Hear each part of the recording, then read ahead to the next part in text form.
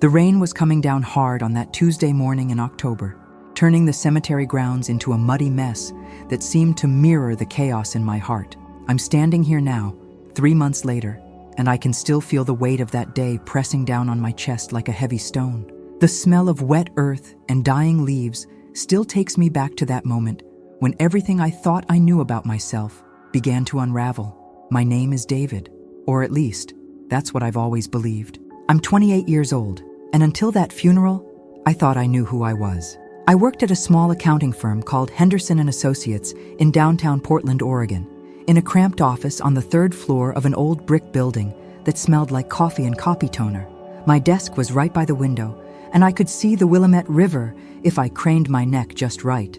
I'd been there for 6 years, ever since graduating from Portland State with a degree in accounting that I'd chosen more for its practicality than any real passion. I lived in a modest one-bedroom apartment on Southeast Powell Boulevard, in one of those 1960s complexes with thin walls and a shared laundry room that always smelled faintly of fabric softener and other people's lives. My neighbors were a mix of young professionals like myself, retired folks on fixed incomes, and the occasional college student whose parents helped with rent. It was the kind of place where you nodded politely when you passed someone in the hallway, but never really got to know anyone beyond their first name and whether they had loud parties on weekends. My life was what most people would call ordinary, and I had been perfectly content with that ordinariness. I woke up every morning at 6:30, made coffee in my small kitchen while listening to NPR, showered, dressed in one of my 5 nearly identical work outfits, and caught the number 20 bus downtown. I worked from 8 to 5, taking lunch at my desk while reading news articles on my computer. After work, I'd stop at the Safeway on my way home, buy groceries for one, go home, heat up dinner, watch Netflix, and go to bed by 10:30. Weekends were for laundry, cleaning my apartment, maybe catching a movie at the McMenamins Theater, or walking through Powell's books for a few hours. It was a quiet life, a predictable life, and I had convinced myself it was enough. I had a small circle of work friends who I'd grab drinks with occasionally, a gym membership I used sporadically, and a Netflix queue that seemed to grow faster than I could watch it. I dated occasionally, nothing serious, just coffee dates and awkward dinners that rarely led to second meetings. I told myself I was focusing on my career, on building stability, on being responsible. The truth was, I had always felt like something was missing, but I couldn't put my finger on what it was. But ordinary lives have a way of being turned upside down when you least expect it. My mother, Eleanor Catherine Morrison, had been battling ovarian cancer for 2 long, difficult years. She was 63 when she was first diagnosed, and she faced the disease with the same quiet determination she had brought to everything else in her life. She was one of those strong, silent types who never complained, never asked for help, and somehow managed to make everyone around her feel like everything was going to be okay, even when it clearly wasn't. Eleanor had worked as a secretary at a small insurance company for over 30 years, the kind of steady job that provided health benefits and a modest pension, but never quite enough money to feel truly secure. She lived in a tiny house in the Woodstock neighborhood, a 1940s bungalow with a front porch that she had painted yellow because she said it reminded her of sunshine on cloudy days. The house was always immaculately clean, filled with the smell of whatever she was baking and the sound of old jazz standards playing on the radio. She had this way of humming while she worked, Billie Holiday songs mostly, or sometimes Ella Fitzgerald. She would hum while she cooked dinner, while she folded laundry, while she tended to the small garden in her backyard where she grew tomatoes and herbs and flowers that attracted hummingbirds. She could make the most incredible apple pie from scratch without even looking at a recipe, rolling out the crust on her old wooden cutting board while humming "Summertime" under her breath. During her illness, I had visited her every Sunday, bringing groceries and helping with household chores she could no longer manage. We would sit on her front porch in the evening, watching the neighborhood kids ride their bikes and listening to the distant sound of traffic on Powell Boulevard. She never talked much about her pain or her fear, but I could see it in the way she held herself, in the careful way she moved, in the moments when she thought I wasn't looking, and her face would crumple with exhaustion. The chemotherapy had been brutal. I watched my strong, independent mother shrink down to almost nothing, her thick brown hair falling out in clumps until she finally asked me to help her shave it all off. We did it together in her bathroom, both of us crying quietly as I ran the electric clippers over her scalp. Afterward, she looked at herself in the mirror and said, "Well, at least now I won't have to worry about my hair in the morning." She tried to keep working for as long as possible, insisting that she needed the health insurance and that sitting around feeling sorry for herself wouldn't do anyone any good. But by the end, she was too weak to leave the house, let alone sit at a desk for 8 hours a day. I helped her apply for disability benefits and tried to navigate the maze of insurance forms and medical bills that seemed to multiply every week. The cancer took her on a Sunday in early October. I was there, holding her hand in the sterile hospital room at OHSU, watching her breathe those final labored breaths. The room smelled like disinfectant, and that particular hospital smell that seems to seep into everything. A mixture of anxiety, suffering, and the desperate hope that somehow things might turn out differently. She had been unconscious for most of the day, but near the end, she seemed to come back to herself for just a moment. She squeezed my hand with what little strength she had left and tried to say something. Her voice was so weak, so raspy from the medications, that I had to lean down close to her mouth to hear her. "David," she whispered, "the letter, in the yellow box. When you're ready." Those were her last words to me. The nurses said it was common for patients to mumble incoherently in their final moments, that the medications and the dying process often caused confusion and hallucinations. But I kept replaying those sounds in my head, trying to make sense of them. What letter? What yellow box? I had been through her house countless times over the past 2 years, helping her organize her affairs, and I had never seen any yellow box. The funeral was planned for the following Tuesday at Riverside Cemetery, one of those old Portland graveyards with towering oak trees and weathered headstones dating back to the 1800s. My mother had chosen this place herself, said she liked the view of the Willamette River from the hillside plots. I had expected a small gathering. Mom wasn't particularly social in her later years, and most of her old friends had either moved away or passed on themselves. But as I stood there in my ill-fitting black suit, the same one I'd worn to my college graduation and every job interview since, I was surprised to see nearly 50 people assembled under the gray Portland sky. That's when the strangeness began. The first person to approach me was Mrs. Henderson, an elderly woman with silver hair and kind eyes, who introduced herself as my mother's neighbor from decades ago. She grabbed my hands with surprising strength and said, "Oh, Michael, your mother talked about you constantly. She was so proud of the man you've become." Michael. She called me Michael. I started to correct her, but she was already moving on, dabbing at her eyes with a tissue and murmuring something about how much I looked like my mother. I figured it was just a mistake. Grief makes people say strange things sometimes. But then it happened again. A woman with perfectly styled silver hair and a black Chanel suit approached me, her heels clicking on the wet pavement. She had the kind of bearing that suggested money and social prominence, the kind of person who served on charity boards and had her name on plaques at the art museum. "Michael," she said, reaching out to clasp my hands in both of hers. "I'm Patricia Whitmore. Your mother and I served together on the Children's Hospital Board years ago. She spoke of you so often, always wondering how you were doing, always hoping." She stopped mid-sentence, looking at me with an expression that I would later recognize as shock and something close to fear. "I'm sorry," I said again, my voice starting to shake. "There's been a mistake. My name is David Morrison, not Michael." Patricia's face went completely white. She glanced around nervously, as if looking for someone to help her, then forced a smile that didn't reach her eyes. "Of course, dear. I'm so sorry. The grief, you know. It makes you confused." But her hands were trembling as she released mine, and she hurried away without another word. And again, a heavy-set man with a thick gray beard and calloused hands that spoke of a lifetime of manual labor approached me next. He was wearing an ill-fitting black suit that looked like it had been borrowed for the occasion, and his eyes were red with genuine grief. "Michael," he said, his voice rough with emotion. "I'm Frank Kowalski. I did some carpentry work for your mother over the years. She always talked about you, son. Always said you were the best thing that ever happened to her, even though—" He trailed off, realizing what he had said, and his face went pale. "Even though what?" I asked. Frank looked around desperately, as if searching for an escape route. "Nothing, son. Nothing at all. I'm just— the grief, you know, makes you say things. I meant David, of course. David." But his eyes told a different story. They were filled with pity and something that looked like guilt. By the time the service began, I had been called Michael no fewer than 7 times by 6 different people. Each time I tried to politely correct them, and each time they would apologize and claim it was a mistake. But the way they looked at me afterward, like they'd seen a ghost or revealed a secret they weren't supposed to know, made my stomach twist with anxiety.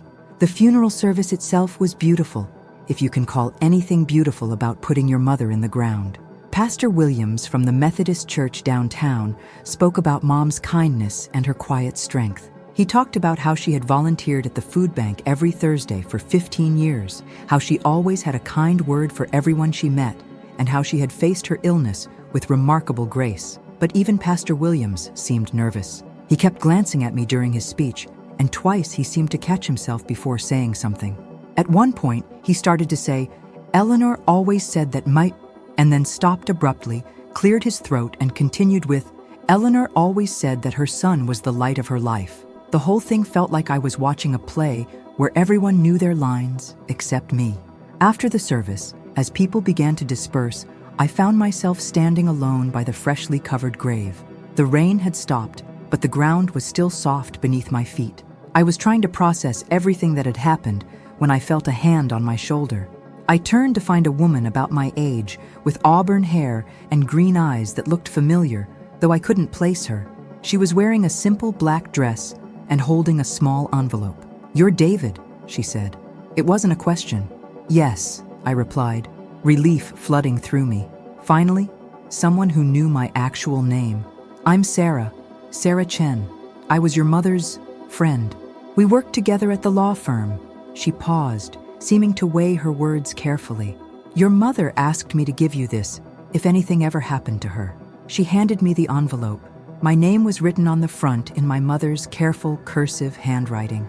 "For David, when you're ready to know the truth." My hands were shaking as I took the envelope. "What truth?" Sarah looked around nervously, as if checking to make sure no one was listening. "Your mother made me promise to let you read it alone first. She said you'd understand once you did." She reached into her purse and pulled out a business card. "My number's on there. When you're ready to talk, call me." "But David," she placed her hand on my arm. "Be prepared. Some truths change everything." With that, she turned and walked away, leaving me standing there with the envelope in my hands and 1,000 questions racing through my mind. I drove home in a daze, the envelope sitting on my passenger seat like a time bomb, Robert Caldwell's business card tucked inside my jacket pocket. The familiar streets of Portland looked different somehow, as if I was seeing them through someone else's eyes. The apartment buildings, the coffee shops, the food carts, everything that had felt like home just a few hours ago now seemed foreign and uncertain. My apartment had never felt so empty. It was a space I had carefully curated over the years, filled with my books, my furniture, my photographs. But now, standing in my living room and looking at the life I had built, I felt like I was visiting someone else's home. The framed photo of me and Eleanor at my college graduation sat on the bookshelf, both of us smiling at the camera, both of us blissfully unaware of the secrets that would one day tear apart everything we thought we knew. I made a cup of coffee with shaking hands, spilling grounds on the counter and burning my tongue on the first sip. I sat down at my small kitchen table, the same table where Eleanor and I had eaten countless meals together, where she had helped me with homework when I was younger, where we had played Scrabble on Sunday afternoons, and stared at the envelope for what felt like hours. The afternoon light was fading outside my window, casting long shadows across the hardwood floors. I could hear my neighbors moving around in the apartment above me, the sound of footsteps and muffled conversation that had always been oddly comforting, but now seemed intrusive, like reminders of a normal world that I was no longer part of. I thought about calling in sick to work tomorrow. I thought about calling one of my friends, maybe Jennifer from accounting or Mark from the gym, and asking them to come over. I thought about anything that might delay the moment when I would have to open that envelope and learn whatever truth my mother had been keeping from me for 28 years. But deep down, I knew there was no avoiding it. The truth has a way of demanding to be heard, and I had already waited too long. Finally, as the sun was setting and casting long shadows across my living room, I took a deep breath and opened the envelope. Inside was a single sheet of paper filled with my mother's handwriting and a small brass key. "My dearest David," the letter began, If you're reading this, then I'm gone, and it's time for you to know who you really are. I must have read that opening line 50 times before I could bring myself to continue. My hands were trembling so badly I could barely hold the paper steady. The coffee I'd made had gone cold, and outside my apartment window, Portland was settling into another typical Pacific Northwest evening, gray, misty, and somehow holding secrets in every shadow. The letter was written on Eleanor's personal stationery, the cream-colored paper with her initials embossed at the top that she used for important correspondence. Her handwriting was as careful and precise as always, each letter formed with the kind of attention to detail that spoke of someone who took their words seriously. But I could see places where her hand had shaken slightly, where the pen had pressed harder into the paper, as if the act of writing these words had been physically painful. My dearest David, if you're reading this, then I'm gone, and it's time for you to know who you really are. I want you to know that every single day I've loved you has been real. Every birthday cake I baked, every scraped knee I bandaged, every proud moment I felt watching you grow into the incredible man you've become, all of it was real. You are my son in every way that matters. But I need to tell you the truth about how you came to be my son, and I need to tell you about the family you were born into. You're not my biological son, David. Your real name is Michael David Hartwell. You were born on March 15, 1995 in Seattle, Washington. I know this is confusing, and I know it's going to hurt, but please keep reading. There's so much more you need to know, and I need you to understand why I made the choices I made. I took you when you were 6 months old. I know how that sounds, and I know what you must be thinking right now, but it's not what you think. I didn't steal you, David. I saved you. And I would make the same choice again, even knowing all the pain it would cause, because it was the right thing to do. Your biological parents were James Michael Hartwell and Victoria Elizabeth Brennan Hartwell. From the outside, they looked like the perfect American family, young, beautiful, successful, with all the advantages that money and social position could provide. James was a successful real estate developer who had inherited his father's business and expanded it into one of the largest development companies in the Pacific Northwest. Victoria came from old Seattle money, the kind of family whose names are on hospital wings and university buildings. They had everything: a mansion in Bellevue overlooking Lake Washington, expensive cars, a yacht moored at the Seattle Yacht Club, social connections that opened every door in the city. Their wedding had been featured in Seattle Magazine, and they were the kind of couple who appeared regularly in the society pages, always impeccably dressed, always smiling, always looking like they had stepped out of a fairy tale. But money can't buy you a conscience, and power can't make you a good person. And James Hartwell, for all his success and charm, was not a good person. I was working as a paralegal at Morrison & Associates back then. Yes, that's where you got your last name, David. I legally changed my name from Eleanor Catherine Hughes to Eleanor Catherine Morrison when I moved to Portland with you. We were a small firm that specialized in real estate law, and we did a lot of work for developers and property management companies in the Seattle area. In 1995, Morrison & Associates was hired to handle some legal matters for Hartwell Development. It should have been routine work, contract reviews, zoning applications, the kind of paperwork that keeps the wheels of commerce turning.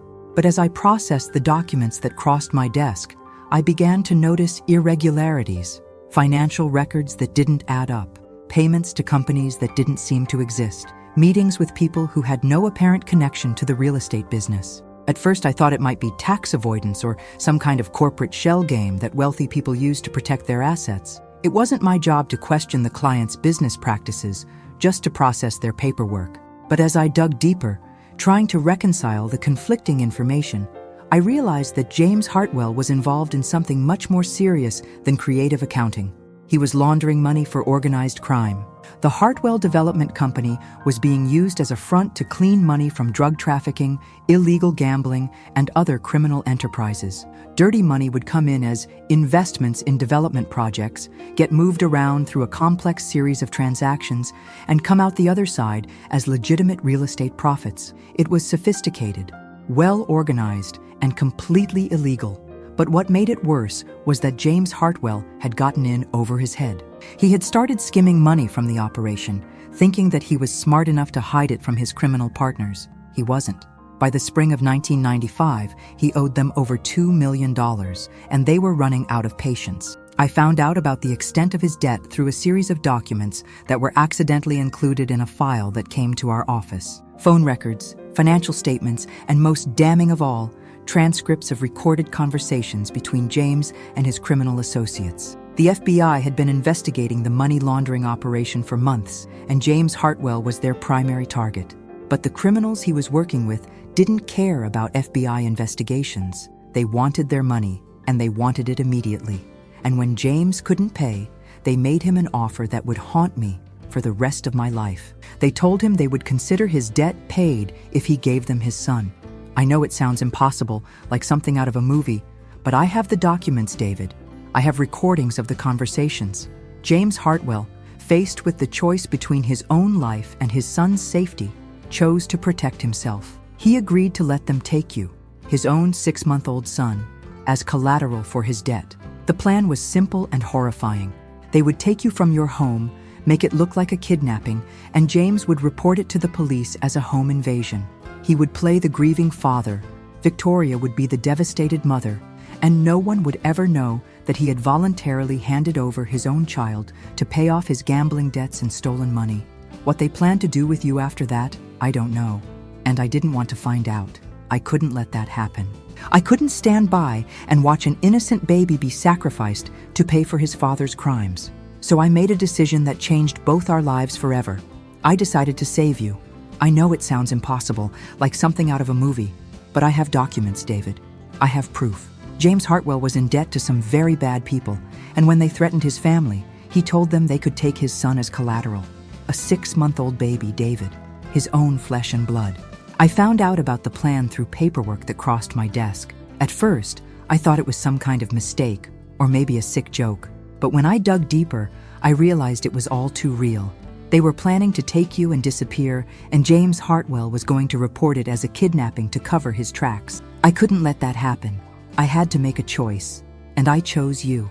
I took you from your crib the night before they were supposed to come for you.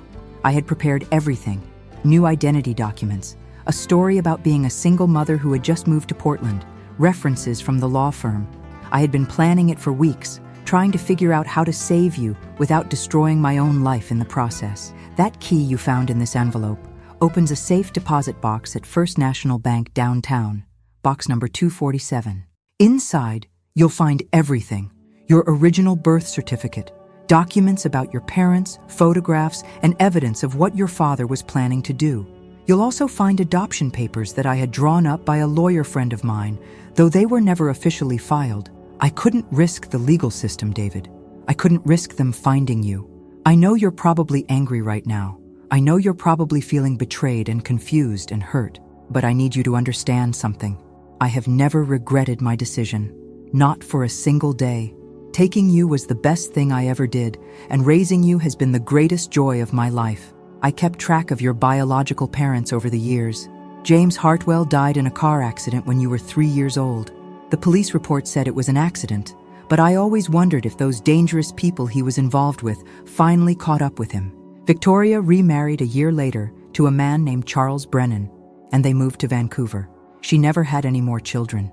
I know she's still alive, David. I know she's wondered about you all these years.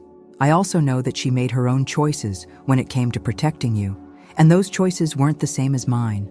The people at the funeral who called you Michael, some of them knew your parents, some of them knew the truth about what happened. I had to tell a few people over the years when I needed help with documents or when I was afraid that someone might recognize you. Seattle isn't that far from Portland, and the wealthy families there all know each other. Robert Caldwell, the man in the expensive suit, was one of James Hartwell's business partners. He's been keeping an eye on you from a distance all these years, making sure you were safe. He's a good man, David, despite his association with your father. He tried to talk James out of what he was planning to do, and when that failed, he helped me cover my tracks. Sarah Chen, the woman who gave you this letter, was my closest friend and confidant. She's known about you since the beginning, and she's been my backup plan in case something happened to me. She has more information about your parents and about the circumstances of your birth. She also has something else, a trust fund that your grandfather set up for you before he died. Yes, David, you have money. Quite a bit of it, actually. Your grandfather, Victoria's father, was a very wealthy man, and he left everything to his grandchildren. Victoria has been managing your portion of the inheritance, waiting for the day when you might resurface. It's been earning interest for over 27 years. I never told you about the money because I didn't want it to change who you were. I wanted you to grow up normal, to work for what you had, to understand the value of earning your own way in the world. But it's yours, David. It's always been yours. There's one more thing you need to know. Your biological mother, Victoria, never stopped looking for you. She hired private investigators. She contacted law enforcement. She even reached out to psychics and mediums in her desperation to find you. But I had covered our tracks too well. We disappeared completely, and no one ever connected Eleanor Morrison's son, David, to the missing baby, Michael Hartwell. But a few years ago, one of those private investigators got close, too close. He found connections between the law firm and the Hartwell case, and he started asking questions. That's when I knew I had to tell you the truth. But I also knew I couldn't burden you with it while I was still alive. I was selfish, David. I wanted to keep you to myself for as long as possible. I want you to know that whatever you decide to do with this information, I will always be proud of you. If you choose to reach out to Victoria, if you choose to reclaim your birth name, if you choose to embrace the life you were born into, I understand. But I also want you to know that you don't owe anyone anything. You are your own person, and you have the right to choose your own path. The man you've become, kind, hardworking, honest, compassionate, that came from inside you. It came from your own heart and your own character. I may have raised you, but the person you are is all your own. I love you, David. I love you more than words can express, and I'm sorry for keeping this from you for so long. I'm sorry for the confusion and the pain this will cause you. But I'm not sorry for saving you, and I'm not sorry for the life we built together. Be brave, my son. Be brave and know that whatever happens next, you are loved, forever and always. Mom, P.S. There's one more thing in the safe deposit box, a letter from your biological mother. She wrote it 10 years ago and gave it to Robert Caldwell to hold, in case you were ever found. She wanted to make sure you knew that she never stopped loving you, and that she never stopped hoping you would come home. I set the letter down on my kitchen table and stared at it for a long time. The apartment was completely silent except for the hum of my refrigerator and the distant sound of traffic on Powell Boulevard. My entire life had just been turned upside down, and somehow the world was still spinning like nothing had happened. I was not David Morrison. I was Michael David Hartwell. My mother was not my mother. My mother was a woman named Victoria, who lived in Vancouver and had been searching for me for 27 years. The woman who raised me, who I had just buried, had kidnapped me to save me from my biological father's debts to dangerous people. I had money. Lots of money, apparently. And there was a letter from my biological mother waiting for me in a safe deposit box downtown. I got up from the table and walked to my bathroom mirror. I stared at my reflection, looking for some sign of this new identity, some hint of the Hartwell family features. My dark hair, my brown eyes, the slight cleft in my chin. Were these from James or Victoria? Did I look like them? Would Victoria see her lost son when she looked at me, or would she see a stranger? I pulled out my phone and looked at Sarah Chen's business card. It was 9:30 p.m., too late to call tonight. But tomorrow, I would have to start making decisions. I would have to figure out who I wanted to be and what I wanted to do with the truth. I walked back to the kitchen and picked up the brass key. It was small and unremarkable, but it held the power to unlock everything about my past. Tomorrow, I would go to the bank. Tomorrow, I would read my biological mother's letter. Tomorrow, I would start figuring out how to be Michael David Hartwell. But tonight, I was still David Morrison, and I was still mourning the only mother I had ever known. I didn't sleep at all that night. I kept the letter on my nightstand and found myself reading it over and over again, trying to make sense of the impossible story it told.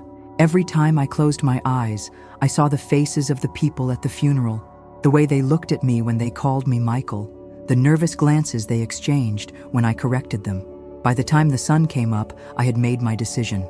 I called in sick to work, the first time I'd done that in over 2 years, and drove downtown to First National Bank. The building was one of those imposing stone structures from the early 1900s, with tall columns and carved eagles that made you feel small just walking through the front doors. I stood in the lobby for a few minutes, holding the brass key and trying to work up the courage to approach the customer service desk. "Can I help you?" The woman behind the desk was maybe 60, with gray hair and kind eyes behind wire-rimmed glasses. Her name tag read, Mrs. Patterson. "I need to access a safe deposit box," I said, my voice barely above a whisper. "Box 247. She looked at me curiously. "Do you have identification and the key?" I handed her my driver's license and the brass key. She examined both carefully, then looked up at me with a puzzled expression. "Mr. Morrison, I'm going to need to check our records. This box is registered under a different name." She typed something into her computer, then frowned. "Can you wait here for just a moment?" She disappeared into a back office, and I stood there feeling like everyone in the bank was staring at me. After what felt like forever, she returned with an older man in a suit who introduced himself as Mr. Rodriguez, the branch manager. "Mr. Morrison," he said, "I understand you're trying to access box 247. According to our records, that box is registered to Eleanor Morrison, with a secondary authorized user listed as Michael D. Hartwell. Do you have any documentation showing your connection to either of these names?" I pulled out the letter from my mother and showed him the part where she explained about the safe deposit box. Mr. Rodriguez read it carefully, then looked at me with something like sympathy. "This is unusual," he said, "but the letter appears to be in Eleanor Morrison's handwriting, and it does explain the circumstances. I'm going to need to make a few phone calls to verify some things, but I think we can work this out. Can you wait here for about 20 minutes? Those 20 minutes felt like 20 hours. I sat in the lobby watching people come and go, conducting their normal banking business, while I waited to learn more about my secret past. Finally, Mr. Rodriguez returned. "We're going to allow you to access the box," he said. "But I need to warn you, this is a very unusual situation. If you find anything in that box that raises legal concerns, you'll need to contact an attorney immediately." Mrs. Patterson led me down a marble staircase to the basement level, where the safe deposit boxes were stored in a vault that looked like something out of a movie. The walls were lined with hundreds of small metal doors, each one hiding someone's secrets. Box 247 was about the size of a shoebox, located in the middle section of the wall. Mrs. Patterson used her key, and I used mine, and the small door swung open to reveal a metal container inside.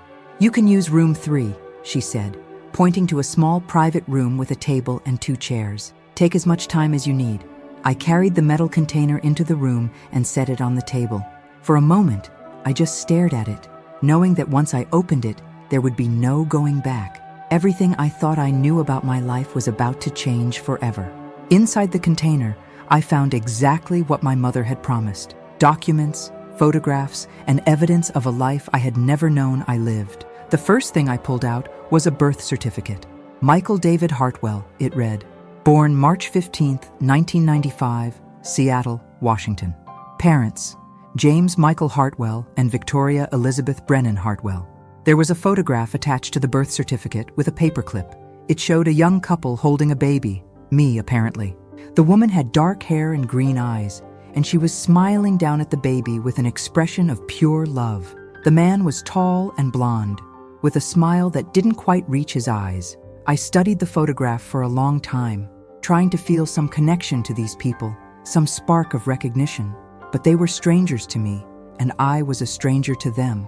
The next item was a manila folder thick with documents.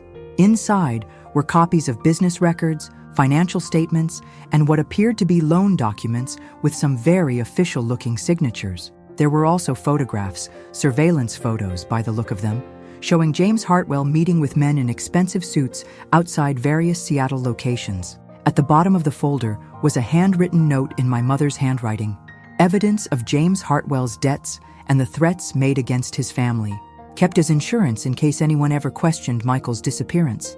The next item made my blood run cold. It was a photocopy of a handwritten note, apparently written by James Hartwell himself. M can be used as collateral for 30 days. If debt not satisfied by then, permanent arrangement can be made. V cannot know. M sur me. Michael. My biological father had literally written a note about using his own son as collateral to pay off his debts. There were more photographs, pictures of the Hartwell family's mansion in Bellevue, pictures of Victoria at various social events, always looking beautiful and sad. In some of the more recent photos, I could see that she had aged, but gracefully. She was still beautiful, but there was a haunted quality to her eyes that spoke of years of loss and searching. Near the bottom of the container, I found a thick white envelope with "For Michael" written on the front in elegant cursive handwriting.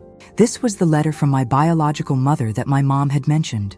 I held the envelope for a long time, afraid to open it. What could she possibly say to a son she had lost 27 years ago? What words could bridge that kind of gap? Finally, I opened the envelope and began to read.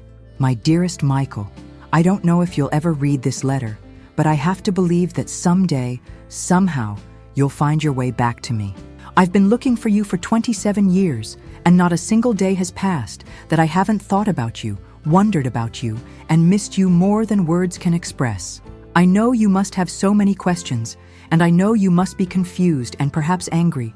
If you're reading this, then you've learned the truth about what happened, and you know that your father made a terrible decision that cost us both everything. I want you to know that I never stopped fighting for you. From the moment I woke up that morning and found your crib empty, I have done everything in my power to find you. I hired private investigators. I contacted law enforcement agencies across the country. I even worked with psychics and mediums when conventional methods failed. I know how that sounds, but you have to understand. I was desperate. I was a mother who had lost her child, and I would have done anything, believed anything, tried anything if it meant getting you back. I also want you to know that I never believed the story your father told the police. He claimed that you had been kidnapped by strangers, that someone had broken into our house and taken you. But I knew better. I knew about his debts, and I knew about the kind of people he was involved with. I suspected the truth from the beginning, but I couldn't prove it. When your father died 3 years later, I thought I might finally get some answers. I went through all of his papers, all of his files, looking for any clue about what had really happened to you. I found evidence of his debts, and I found records of meetings with some very dangerous people, but I never found any direct evidence about what happened to you. It wasn't until 10 years ago that I finally learned the truth. A private investigator I had hired found connections between your father's case and a law firm in Portland. He discovered that a woman named Eleanor Morrison had been involved in the legal proceedings surrounding your father's business dealings, and that she had left Seattle around the same time you disappeared. We hired another investigator to look into Eleanor Morrison, and we found that she had a son named David who was about the right age, but we could never get close enough to confirm whether David Morrison was really Michael Hartwell. The investigator took photographs from a distance, but they were never clear enough to be certain. I wanted to come to Portland myself, to see for myself whether this David Morrison was my son. But my husband, Charles, convinced me to wait. He said that if it was you, and if you were happy and safe, then maybe it was better to leave things alone. He said that disrupting your life after all those years might do more harm than good. I listened to him, and I've regretted it every day since. I should have come to Portland. I should have found you myself, but I was afraid that it wouldn't be you, afraid that it would be you and you wouldn't want to see me, afraid of what the truth might do to both of us. But I never stopped hoping. I never stopped believing that someday you would come home. I want you to know that I understand why Eleanor Morrison did what she did. If she saved you from your father's debts, if she gave you a safe and loving home, then I am grateful to her. I am grateful that you were protected and cared for, even if it meant I couldn't be the one to do it. I also want you to know that you have family here in Vancouver. Charles and I have been married for 24 years, and he has been a wonderful stepfather to you in spirit, even though he's never met you. We have a home here, and you will always have a place in it. You also have money, Michael. Your grandfather, my father, left you a substantial inheritance when he died. It has been growing in a trust fund for 27 years, and it belongs to you whenever you're ready to claim it. But more than that, you have a mother who has never stopped loving you, never stopped missing you, and never stopped hoping that you would come home. I don't know what kind of life you've built for yourself, and I don't know what kind of person you've become, but I know that you are my son, and I love you unconditionally.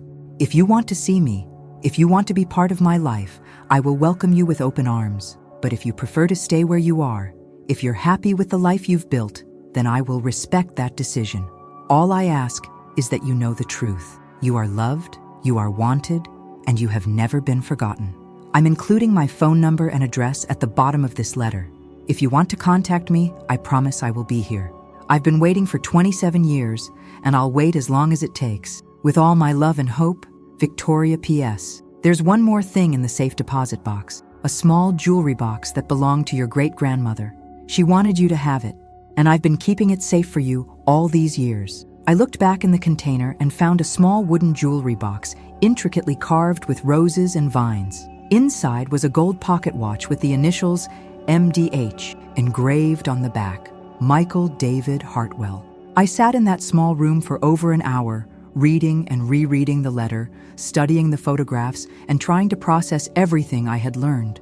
My biological mother was alive. She lived in Vancouver, and she had been searching for me for 27 years. She had money waiting for me, a family ready to welcome me, and a love that had never wavered despite the decades of separation. But I also had a life in Portland. I had a job, an apartment, friends who knew me as David Morrison.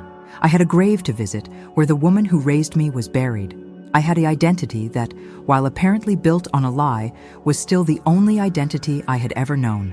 The question was, what did I want to do about it? I walked out of that bank feeling like I was living in someone else's life. The streets of downtown Portland looked exactly the same as they had that morning, but everything felt different. I was different. I carried the metal container back to my car and drove home in a daze, my mind racing with possibilities and fears. Back in my apartment, I spread everything out on my kitchen table like pieces of a puzzle I was trying to solve. The birth certificate, the photographs, the letters, the pocket watch, all evidence of Michael David Hartwell, a person I was supposed to be but had never been. I picked up my phone and dialed Sarah Chen's number. She answered on the second ring. "David," she said, and I could hear the relief in her voice. "I was hoping you'd call. Did you read the letter?" "Both of them," I said. "Sarah, I need to ask you something. Did you know my mother was planning to tell me the truth?" There was a long pause. She talked about it sometimes, especially after she got sick. She was worried about what would happen to you if something happened to her and you never found out who you really were. But she was also terrified of losing you. "What do you mean?" "David, your mother loved you more than life itself. You were everything to her. She was afraid that if you found out the truth, you might hate her for what she did. Or you might want to go back to your biological family and leave her behind." I sank into my couch, still holding the phone. "Sarah, I need to know something else. Was what she did, was it legal?" Another pause. "That's complicated. Technically, what she did was kidnapping. But she had evidence that your biological father was planning to hand you over to dangerous people, and she had reason to believe that you were in immediate danger. A good lawyer could probably make a case for necessity or defense of others. But it's been 27 years. What's the statute of limitations on something like this?" "I don't know, David, but I know that your biological mother has never pressed charges. She's had private investigators looking for you for decades, but she's never involved law enforcement.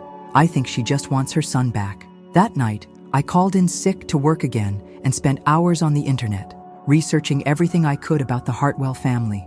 I found old news articles about James Hartwell's business dealings, society page photos of Victoria at charity events, and even a few articles about the search for their missing son. One article from the Seattle Times, dated about 5 years after my disappearance, included a photograph of Victoria at a press conference organized by a missing children's advocacy group. She was holding a baby picture of me and pleading for anyone with information to come forward. The pain in her eyes was heartbreaking. I also found more recent articles about Victoria's life. She had become a major philanthropist, donating millions to missing children's organizations and funding research into child abduction cases. She had never had any other children with her second husband, Charles. By Thursday morning, I had made my decision. I was going to call her. I dialed the number she had included in her letter, my hands shaking so badly I could barely hold the phone. It rang twice before a woman answered. "Hello?" The voice was exactly what I had expected. Warm, cultured, with just a hint of the sadness I had seen in her photographs. "Victoria?" I said, my voice barely above a whisper. There was a sharp intake of breath on the other end of the line. "Who is this?" "My name is David Morrison, but I think you might know me by another name." The silence that followed was so long I thought the call might have dropped. Then I heard her crying, soft, quiet sobs that spoke of years of hope and heartbreak. "Michael?" she whispered. "Is it really you?" "I think so," I said. "I found your letter. I found everything." "Oh my God," she said, and I could hear her trying to compose herself. "Oh my God, Michael, I've been waiting so long. I've been hoping and praying and... Where are you? Are you safe? Are you okay?" "I'm in Portland," I said. "I'm okay. I'm confused and scared and I don't know what to do, but I'm okay." "Can I see you?" she asked. "Can I come to Portland? Or can you come here? I don't care about the money or the legal issues or anything else. I just want to see my son." I closed my eyes, trying to imagine what it would be like to meet this woman who had been looking for me for 27 years. "I'd like that," I said, "but I need you to understand something. I don't remember you. I don't remember being Michael Hartwell. The woman who raised me, Eleanor Morrison, she's the only mother I've ever known, and she died this week." "I know," Victoria said softly. "I'm so sorry for your loss, Michael. I truly am. Eleanor Morrison may have taken you from me, but she loved you and raised you, and I will always be grateful to her for that." We talked for 2 hours that first phone call. Victoria told me about her life, about the years of searching, about the private investigators and the false leads, and the nights she spent crying over a son she thought she might never see again. She told me about Charles, her husband, who had supported her search even though it meant living with the ghost of a child he had never met. I told her about my life as David Morrison, about growing up in Portland, about my job at the accounting firm, about the quiet, ordinary life I had built for myself. I told her about Eleanor's battle with cancer and about the funeral where everyone seemed to know a secret I didn't understand. "I want to meet you," I said finally, "but I need you to understand that I don't know how to be Michael Hartwell. I've been David Morrison for 28 years. You don't have to be anyone other than who you are," she said. "I just want to know my son. Whatever name you go by, whatever life you've built, I just want to be part of it, if you'll let me." We arranged to meet the following weekend. Victoria would drive down from Vancouver to Portland, and we would meet at Pioneer Courthouse Square downtown. She said she would recognize me.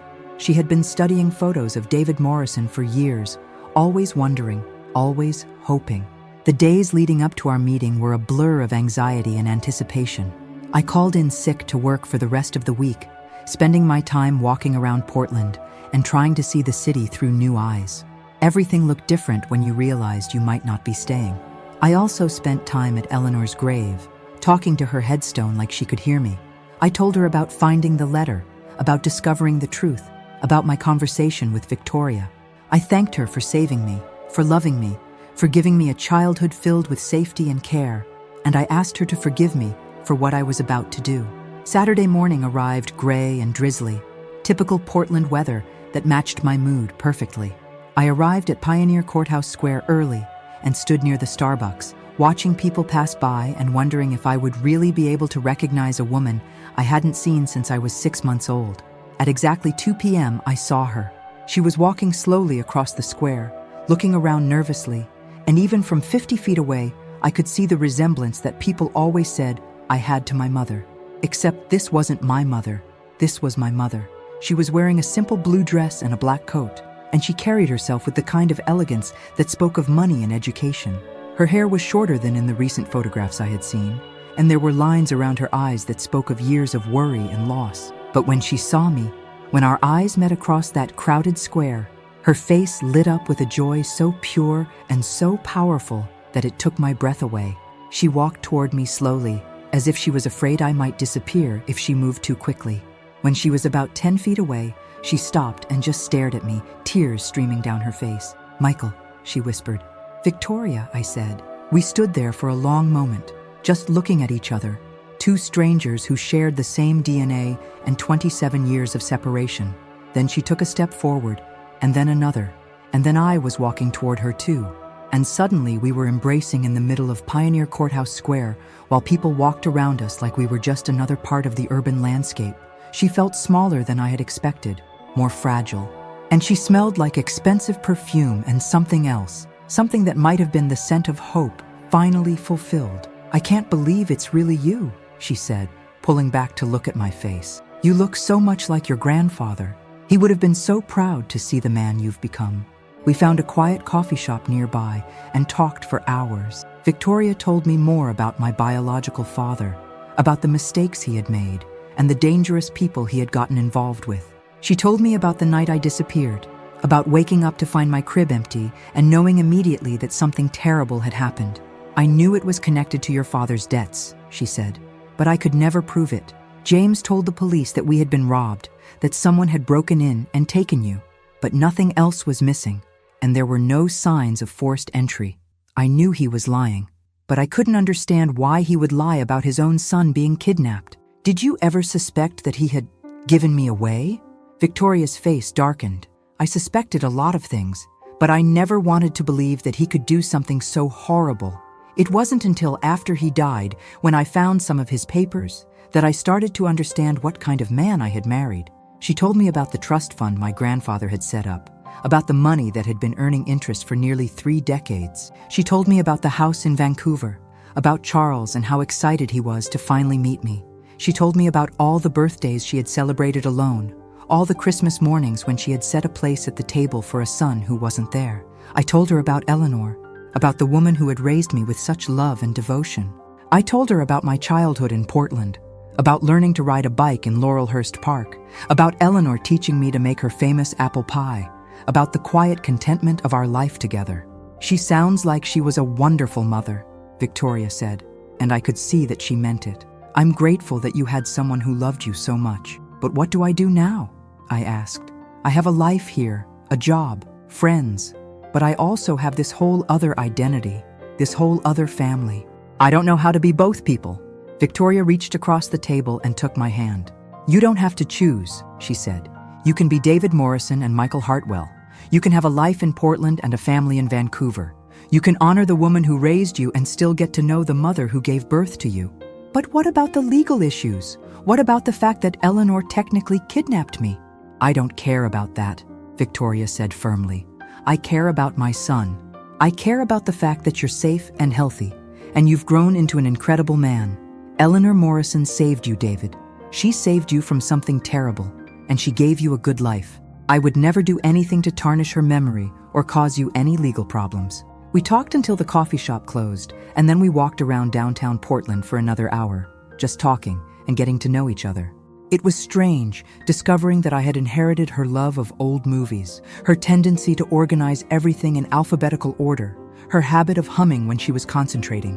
When it was time for her to drive back to Vancouver, we made plans to see each other again the following weekend. She wanted me to come north and meet Charles, to see the house where she had kept my room exactly as it had been when I was a baby, hoping that someday I would come home. There's no pressure, she said, as we stood by her car.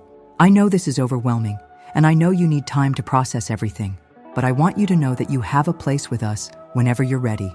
I watched her drive away, and then I walked home through the Portland drizzle, thinking about choices and identities and the strange way that life can completely change in the space of a week. Over the next few months, I began living a kind of double life. I kept my job in Portland and my apartment on the east side, but I started spending weekends in Vancouver with Victoria and Charles. They welcomed me with open arms, treating me like the son they had been waiting for while still respecting the life I had built as David Morrison.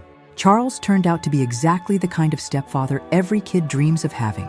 Kind, funny, and genuinely interested in getting to know me. He had been supporting Victoria's search for me for over 20 years, and he told me that finding me was like watching his wife come back to life. I also started the process of legally reclaiming my birth name. With Victoria's help, I hired a lawyer who specialized in cases involving missing children and false identities. It turned out to be surprisingly straightforward, since I had never been officially declared dead, and since Victoria had never stopped looking for me. I was able to legally become Michael David Hartwell again while still maintaining my identity as David Morrison. The money from my grandfather's trust fund was substantial enough to change my life completely, but I decided to keep working at the accounting firm, at least for now. I used some of the money to buy a small house in the Alberta Arts District, and I set aside a portion for a scholarship fund in Eleanor's memory. I also started visiting Eleanor's grave regularly, usually on Sunday mornings before driving up to Vancouver. I would tell her about my new family, about the life I was discovering, about the choices I was making. I liked to think she would be happy knowing that I had found my way back to Victoria, and that I had found a way to honor both the life she had given me and the family I had been born into. 6 months after that first phone call with Victoria, I made a decision that surprised everyone, including myself. I decided to change my name legally to Michael David Morrison Hartwell, combining both of my identities into something new. It felt right somehow, acknowledging both the woman who had raised me and the family I had been born into. I also made another decision. I started volunteering with missing children's organizations, using my story to help other families who were going through what Victoria had endured for 27 years. There's something powerful about being able to tell a parent who has lost a child that happy endings are possible, that love can transcend time and distance and even the worst circumstances. A year after reading that letter from Eleanor, I stood in Pioneer Courthouse Square again, but this time I wasn't alone. Victoria and Charles were with me, along with Sarah Chen and several of my friends from Portland. We were there for the dedication of a small memorial garden that the city had agreed to create in Eleanor's honor, a quiet space where people could sit and remember the ones they had lost. The plaque read, "In memory of Eleanor Catherine Morrison, who believed that love is the only thing that matters and who proved that sometimes the greatest act of love is letting go." As I stood there reading those words, I thought about all the choices that had led to this moment. Eleanor's choice to save me from a terrible fate, Victoria's choice to never stop looking for her lost son, my choice to embrace both of my families instead of choosing between them. I thought about identity and belonging and the strange ways that families are formed. I thought about how sometimes the people who love us most are the ones who are willing to sacrifice their own happiness for our safety and well-being. And I thought about forgiveness, how Victoria had forgiven Eleanor for taking me, how I had forgiven my biological father for the terrible choice he had made, how Eleanor had asked for my forgiveness in a letter that changed everything. Standing there in that memorial garden, surrounded by the two families that had shaped my life in different ways, I realized that I had finally figured out who I was. I was David Morrison, the accountant from Portland who liked quiet evenings and old movies. I was also Michael Hartwell, the heir to a Seattle fortune who had found his way back to a mother who never stopped believing in happy endings. But most importantly, I was someone who had learned that identity isn't just about the name on your birth certificate or the family you were born into. Identity is about the choices you make, the people you choose to love, and the life you choose to build with the time you're given. I was someone who had been saved by love, found by love, and defined by love. And for the first time in my life, that felt like enough.